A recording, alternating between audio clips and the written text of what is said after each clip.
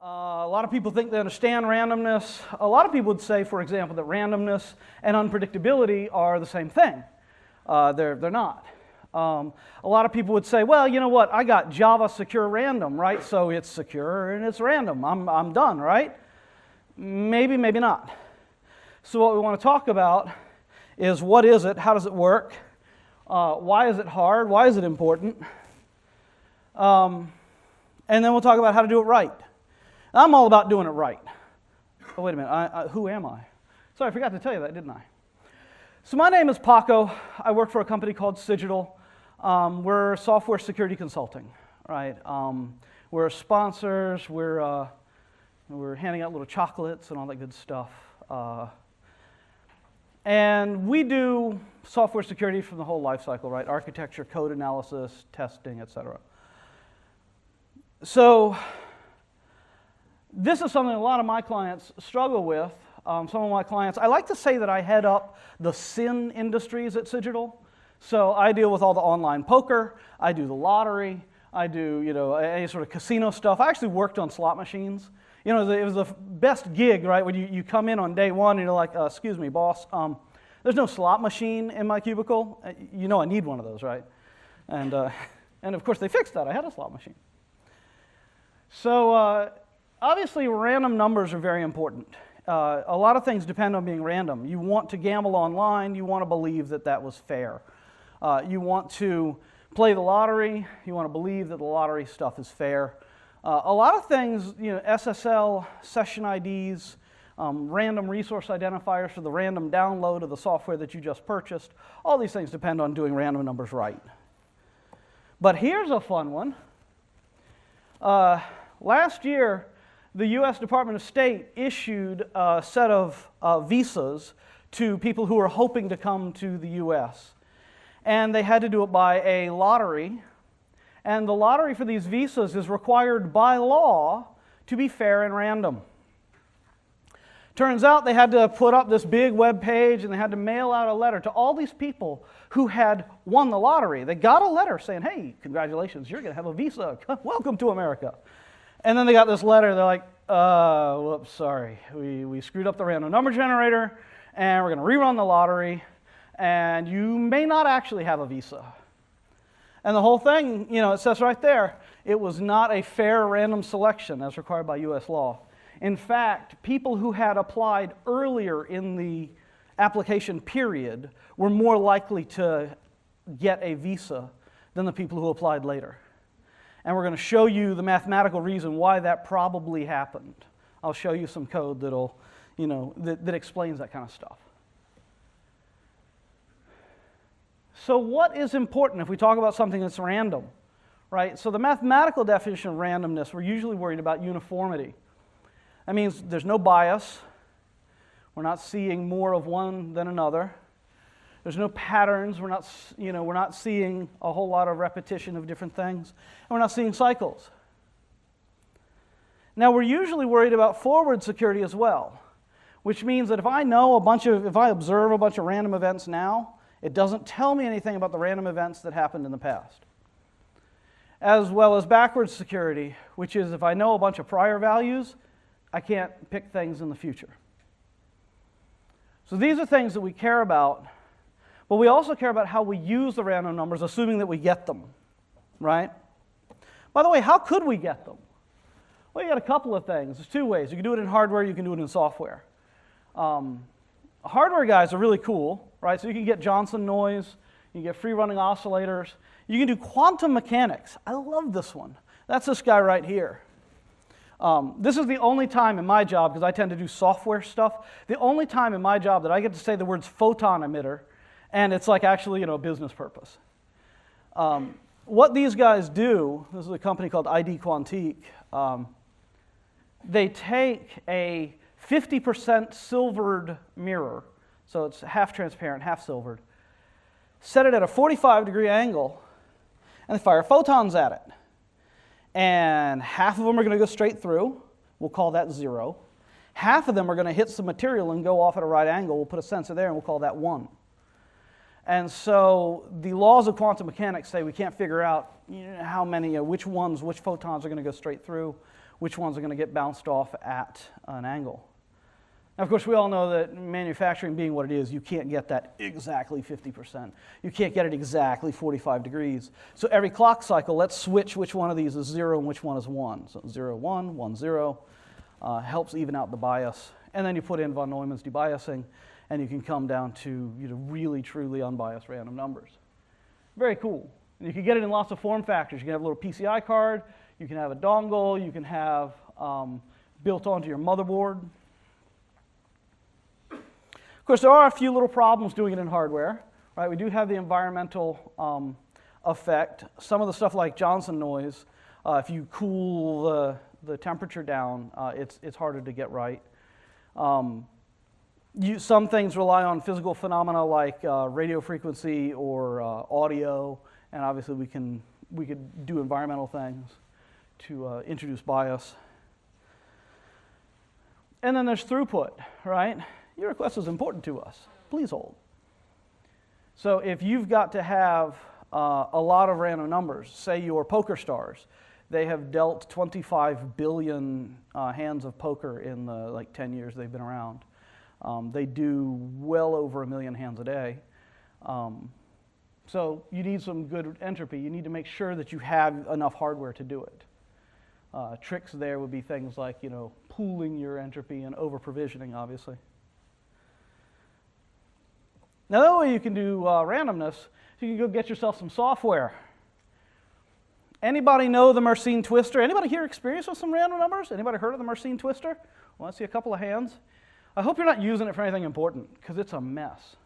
The Mersenne twister shows up all the time. People love to use it because it's fast, it's freely available, the source code's all online. Obviously, if you are in the operating system, you're under Windows, you got crypt_gen_random. In Java, we have Java util secure random. We have dev random in the operating system. You can go pull random numbers out of that, and that's usually pretty good. And of course, you could roll your own. I've been doing security for a long time, and years ago, the message, right, we'd all trot it out. Don't roll your own crypto. Don't roll your own randomness. And for a while, I think we got it, right? I think I just stopped seeing it. People stopped doing it. And then it's like we stopped beating the drum because, people kind of got the message. And so lately, now I see it again. I see people like, well, if we take the time of day and we XOR it with the guy's user ID, and then we look at how many packets have come in on this interface since 1972, and, no, don't roll your own. Or, this classic one, right, if you've seen XKCD, right? Get random number, return 4. Hey, but we got it from a fair dice roll. Now, you can laugh at that, ha ha ha, funny. I saw this code with this comment and the URL in a voting machine. I stand before you, I swear on my mother's life, I saw this in a voting machine. They did that, and then they XOR'd a bunch of stuff. But they started, and they even referenced the comic. So, the problem with software is that by and large, everything in a software random number generator is deterministic, right? Computers do the same stupid things over and over and over again. If I have your algorithm and I have your seed, I know what the output of the algorithm will be. So the only thing that can make it safe and secure is if we manipulate the seed, if we seed it and reseed it from someplace secure. And so if you do Java Secure Random, for instance, it has an ability to seed itself. And it does a pretty decent job of seeding itself. It does this little thread join thing, and it's pretty unpredictable. But that is the big issue. If you want to run in software, then you have to have some way of getting a secure, unpredictable seed. This is one of the good ways of using software random number generators is sort of as an extender of entropy. If you can get a good seed from somewhere, but you need more random numbers, then you can seed periodically and run on the software random number generator most of the time. The issues, right? I mean, where do you get that seed? How do you get it? Because and how do you keep it safe, right? Because if I get it, then I know what your numbers are going to be. About 12 years ago, when online poker was first taking off in the States, some guys, I want to say it was Party Poker, they had a lot of hubris, and they're like, look, we do everything right. We do it so right that we're going to publish our shuffling algorithm right here on the web. So we take a random number, from our random number generator, whatever that is, and here's our shuffling and dealing algorithm. Well, our guys were, really into poker at the time. I said, oh, this would be really cool. Wouldn't it be funny if we could just use that shuffling and dealing algorithm and figure out what they're dealing? Of course, they couldn't possibly be using the time of day to seed their random number generator, could they?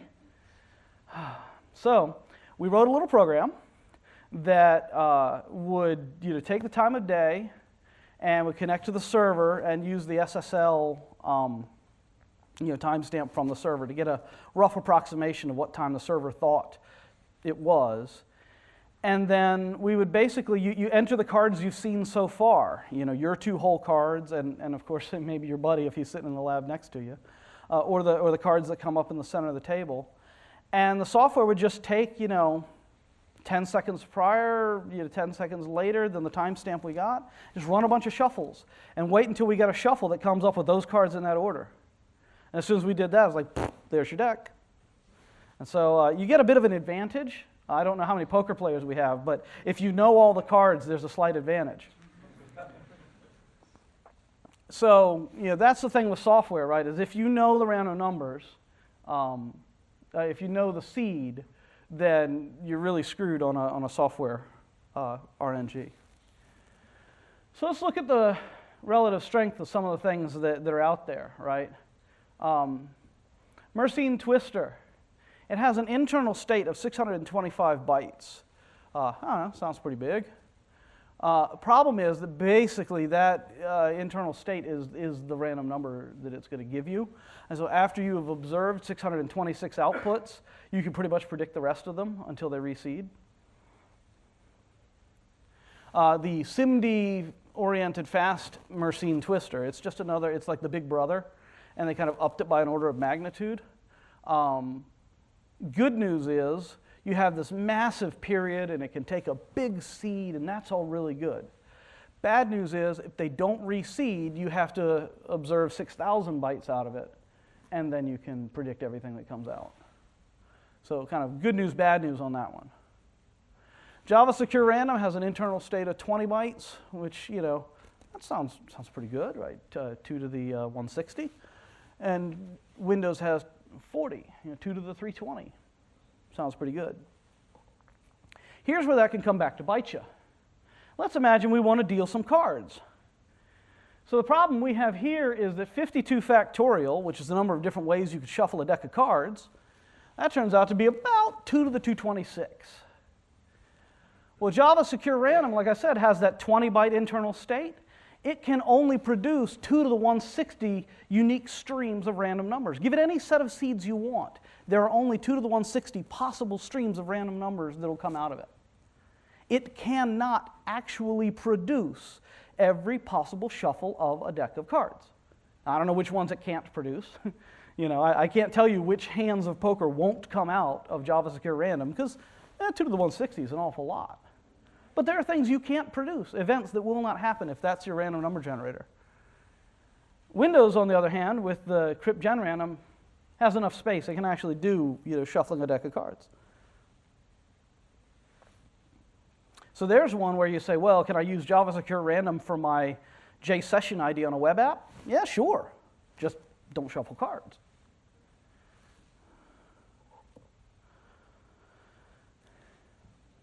Now, why did I just cross out crypt_gen_random? I thought I said it had a big enough state. Yeah, but it only takes a 32-bit seed. There's only 4 billion ways to seed that thing. So 4 billion is way less than the number of possible shuffles of a deck of cards. So if you're going to seed with only a 32-bit integer, and you only have 4 billion possible seeds, you have to run really long in the period, which means that you run a better chance of somebody guessing what your seed was and catching up to you. So you actually want something that takes a big old seed. Or, frankly, if you're a gambler, get the harder random number generators. For $1,000 or $2,000 or something, throw that thing in the system and forget about it. And then, of course, the Mersenne twister, what drives me crazy about it is that it gets used all the time, but it passes your statistical tests, right? You can run Die Hard and the NIST tests, all the other things. It will pass. You know what else passes? I got into a little debate with Major Malfunction on this one because I came out to DC 4420 and did this talk, and he got interested in randomness for a little while, and we got into this little debate about it. And passing a statistical test is often like that's the gold seal. Yeah, good job. But you know what? I can take the numbers from 0 to 1,000. 0, 1, 2, 3, 4, 5, in order. Calculate the SHA-1 hash of those things, and use that as like a byte stream, right? Let's pretend that's the output of my RNG. The number's 0 SHA-1 of it, 1 SHA-1 of it. Just there's my output stream. Hand that to Die Hard and NIST and all these other things. Comes out with a passing grade. Is there any entropy in there? No. Hash functions do not produce entropy. They don't manufacture it out of nowhere. So it has a nice, clean distribution. There's no cycles. There's no patterns. There's no bias. There's no entropy either. It's completely predictable. And the SFMT. I already told you that guy's no good. Right. So we want to do it right. Okay? So this is the class participation part of this. We want to simulate a 6-sided die, right? So the valid values are 1 to 6. Let's imagine I got a perfect little piece of hardware that's going to give me perfect values 0 to 9. What do I do? Anybody got an idea? We might want to have the microphone handy in case somebody wants to give an answer here. How do I do this? I take the numbers 0 to 9 and produce 1 to 6, with 1 through 6 all being equally probable. I got a ringer. He's heard of the SFMT, so. You can pretty much just take any output, and then if it's outside your range, discard it. It means generating more numbers, but it'll be equally random, equally distributed. There you go. You kind of stole my thunder, but you're exactly right. I was really hoping that I could get somebody to raise their hand and offer modulo arithmetic, right? Because modulo arithmetic sounds like the perfect thing, right? You just say, well, look, I'll take this 0 to 9, and I do, mod 6, add 1, we're good. Of course, what ends up happening if you do that, if you do the, mod 6 plus 1, look what happens, right? The values 1, 2, 3, and 4 have a 20% probability of coming out because there's 2 different ways to make them. And the values 5 and 6 have only a 10% way of coming out because there's only one way to make each of those values. So don't do that. That is probably what happened to the US visa lottery. Remember that I said applicants who applied early in the application period were more likely to get a visa than people who applied later in the period. So that's sort of the classic symptom of using modulus arithmetic. Now, mistake number 2 is to try floating point. So it doesn't make as much sense when we're dealing with such small numbers, 0 to 9 and 1 to 6. But we see this sometimes where people say, you know what, I'll pretend that I've got this range of 0 to 9. I'm going to pick some number, and I pick 4. So that's 40% into my range. Now I'll take 0.4 and multiply it times 6, and that gets me my output. And then we just obviously round up. The problem is you suffer from the same sort of bias. I mean, the bottom line is whatever your max int, the amount that you can store in a 32-bit integer or a 32-bit, IEEE floating point value is not evenly divisible by your output range. So it doesn't actually work this way. So there will be a bias on this many elements. Whatever, max int or max 32-bit value mod your range is, that many items will have some kind of bias. And we can even see it. I wrote a little dummy program to do that. And what you see is there's this tiny, we did I think 1 million or 100 million rolls. And what you see, you got to go pretty far down before you start to see any differences in the output. But then if we do 2 dice, like we're going to have an online craps game, you start to see the multiplication effect where certain things are a fair bit more likely or less likely than they should be. And you figure that, I guess in some sense you could say, well, it all comes out in the wash. 2 and 12 kind of cancel each other out. And 7 is even. Or when you go to shuffle cards, you see something like this, where there's 5 cards that are, after 100 million deals, there's 5 cards that have been dealt, 1 fewer time than they should have been. Okay, look, that's not massive. But still, if you're in the online gaming industry, you usually have some regulator kind of scrutinizing you, saying, so are you really fair? And actually, they'll end up giving you a lot of grief over something like that. Okay, let me tell you something. Hashes do not extend entropy. If the hash could make your entropy longer, we'd call it Viagra. We wouldn't call it a hash. So if you've got a random number and you put it into SHA-1, there are no new bits of entropy. So you may get 160 bits out of your hash function, but if 32 bits of entropy went in, there's still only 32 bits hiding in and among the 160 bits of your output. You just don't know which ones they are now. So if you go to some trouble to get yourself 32 good bits of entropy, just hang on to them, don't abuse them. Don't take a bunch of other stuff from the environment and throw it in with your random number generator. Like if you pull, one of the, like you buy the $1,200 Quantique, quantum physics photon emitter based RNG, don't put the process ID in there. That thing was good to begin with. I'm a kind of a nut about wasting entropy. Don't use a 32-bit value to shuffle a deck of cards. You only need the values from 0 to 52. You can do that with 1 byte. Heck, even then you're wasting, 2 bits of entropy. But, do it with 1 byte, not 32. And careful about error and exception handling. This is where I have found some just classic screw-ups in online poker sites and online lotteries kind of stuff, where, the random number generator starts going 0, 0, 0, 0, and they have no way to tell. They have nothing in there that sort of checks. And in one case, I actually found code that returned 0 on error. Well, what if your random number generator produced 0? That is a legitimate value, and it should happen, 1 in 4 billion times. So you got to be careful with that stuff. All right. Let's talk about how we do it right. The short answer is don't be too clever. You can out-clever yourself. Don't do that. So short answer is leave well enough alone, right? If you got a nice little random number, just let it be. And as we already heard, right, repeatedly draw. So if I, while I don't have something that's in my range, try again.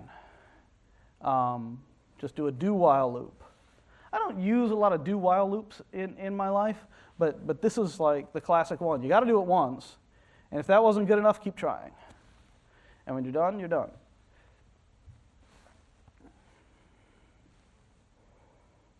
Now, what about shuffling cards?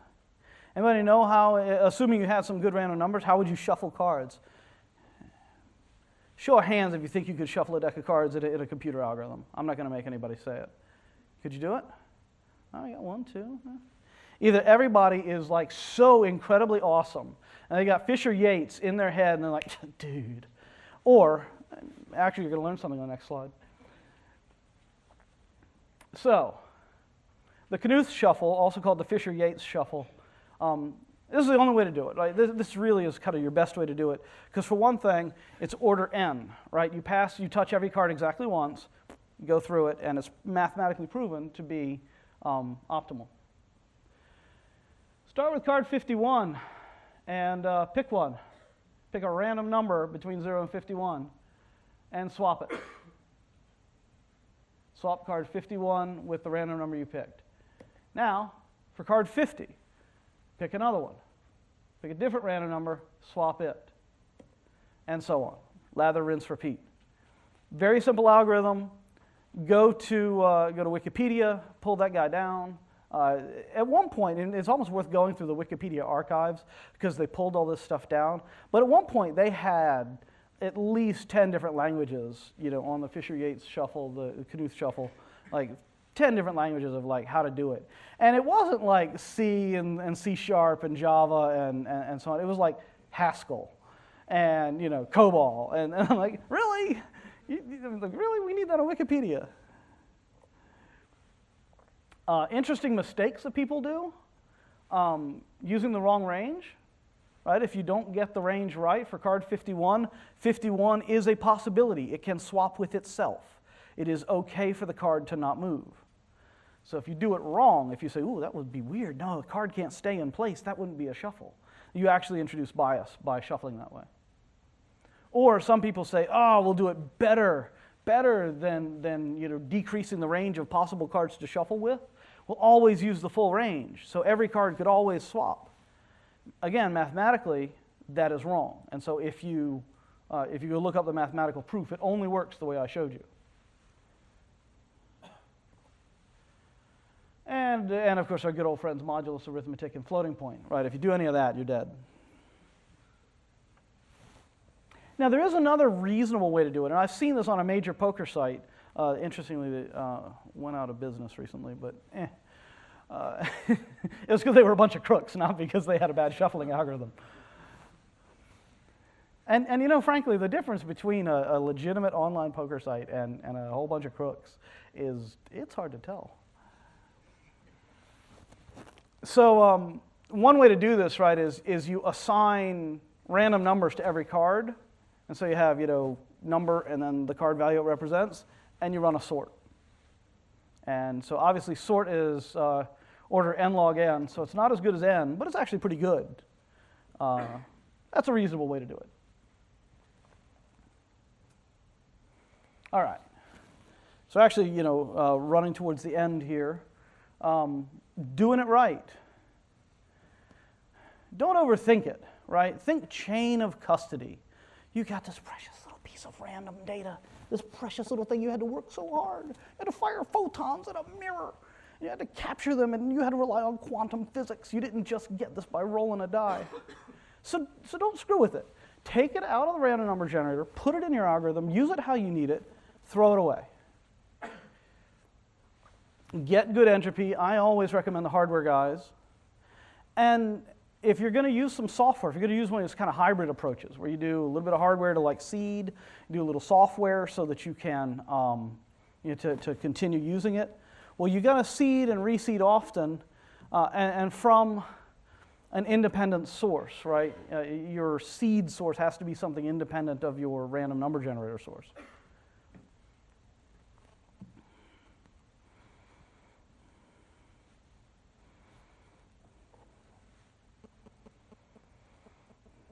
Right.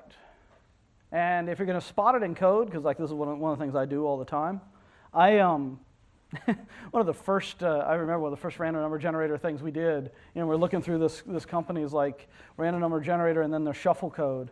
And in some sense, I wrote this whole talk off the back of reviewing their online poker app, because between them and like Wikipedia's warnings on don't do this, I had the full spectrum. Like, I could go to Wikipedia, I could look at their code, and Wikipedia is like, and don't use floating point arithmetic.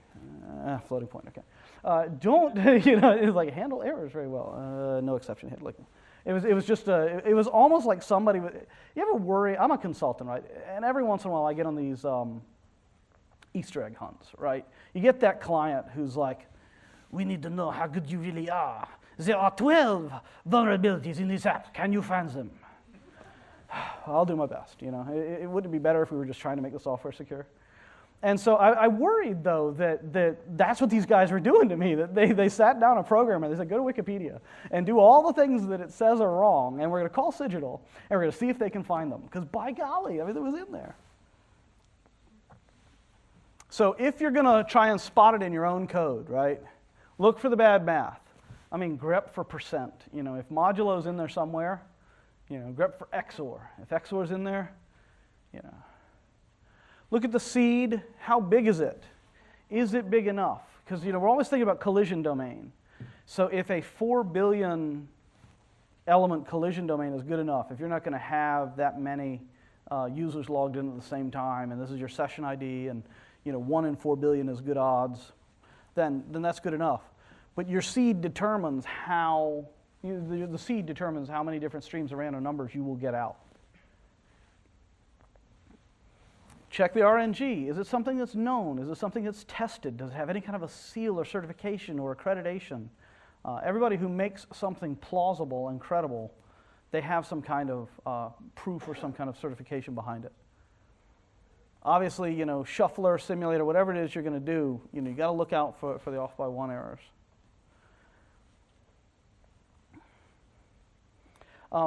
There's one more thing, and going back to just another principle of doing it right. Don't add anything to it. I've often seen people take the random number, that comes out of the hardware generator, and then they take something from like another source. Maybe it's Java Secure Random, whatever, and they XOR them. And that makes it, better. Here's a question for you.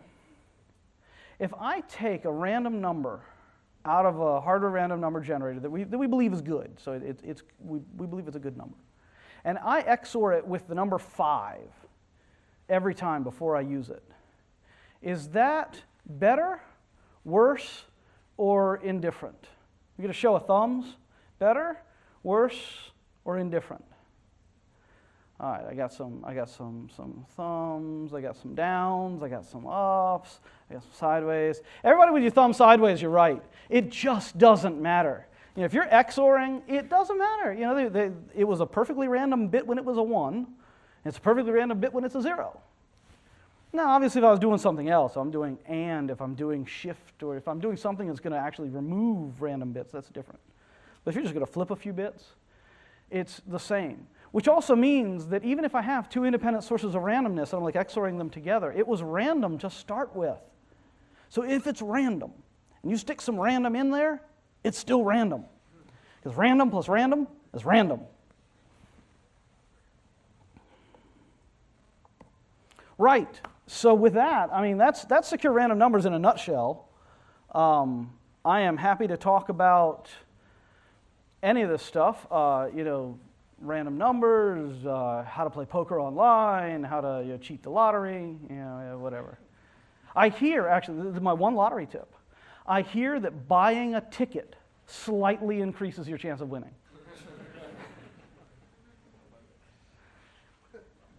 All right, questions?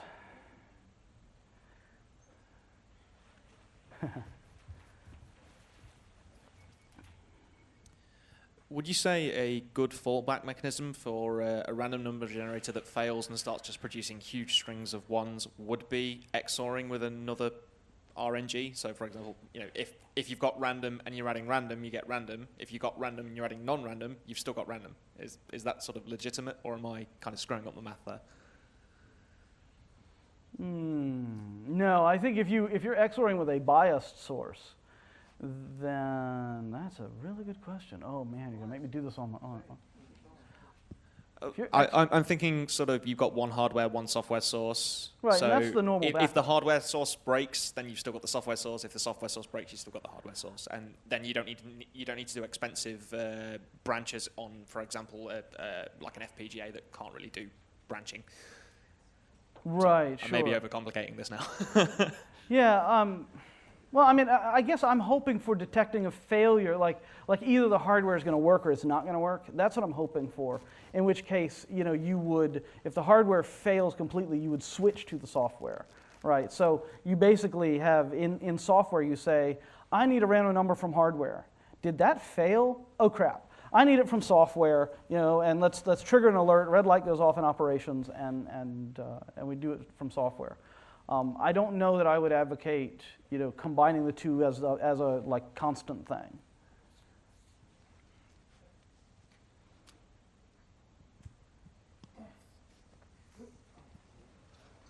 Paco, what do you think of Major Malfunction's smoke detector hack? Because I've had a word with him about that, and we scratched our heads a lot. And yeah, I have one. He gave me one. It was really really nice. The really interesting question with the smoke detector random, and let me explain what that is because it's pretty cool. Many smoke detectors have some piece of radioactive material in them. Something that's emitting alpha particles, right? So a piece of paper will block it. One of the great sources of unpredictability in the world is radioactive decay. So how often and kind of what vector these alpha particles pop out is unpredictable. So what Major Malfunction did was he took the little piece of americium-231 or whatever it is out of a just garden variety smoke detector he got at a B&Q, and he took cheapest webcam he could find, and he took the lens out and put the radioactive material pointed at the CCD, right? So now we just have alpha particles firing at the CCD that's normally picking up your face. And they're big enough that they make little white dots on the CCD. It's a cool idea. So now we have this, XY grid 640 by 480 with random white dots, and we can get like 30 frames a second out of there. And you say, okay, neat idea. We don't know where these white dots are going to go. The problem is, my concern with it was twofold. One, they are random in time, not location. So if we're not measuring like the difference in time between alpha particle emissions, we're not necessarily measuring the attribute of the radioactive material that is random. So it could have, you can imagine, the shape of the physical material might bang them all onto one pixel on the CCD. And so it's only the time of arrival that's random. It's not like where they hit on the CCD that's random. And what we ended up doing, he had all these filter functions, trying to clean up the data to extract the random bits. And I started running Die-Hard and some of the other statistical tests on, ironically, the latest version of Die-Hard is called Die-Harder. I'm waiting for the new Die-Hard with a Vengeance library. It hasn't been released yet. And when I ran the statistics against his data, the more he messed with it, the worse it performed. Right? The more filter functions and things he did to clean up the data, actually the worse it performed in the statistics. And so the raw data seemed to have the best entropy, but I can't draw a logical conclusion or a logical connection between the XY plane of space where these things hit and the arrival time of the alpha particles, which is the bit that I believe is random. Okay, thanks. That's a good summary.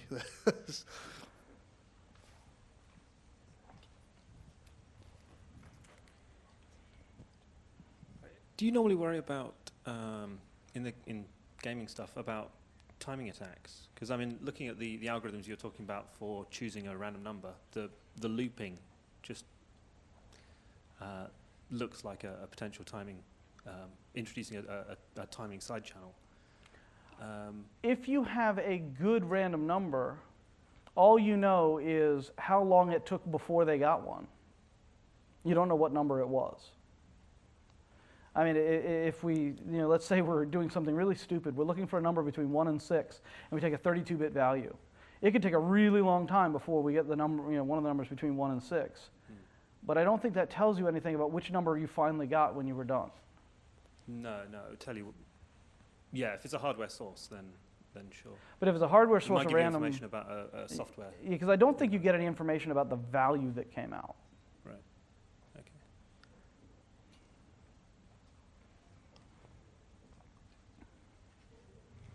Cool.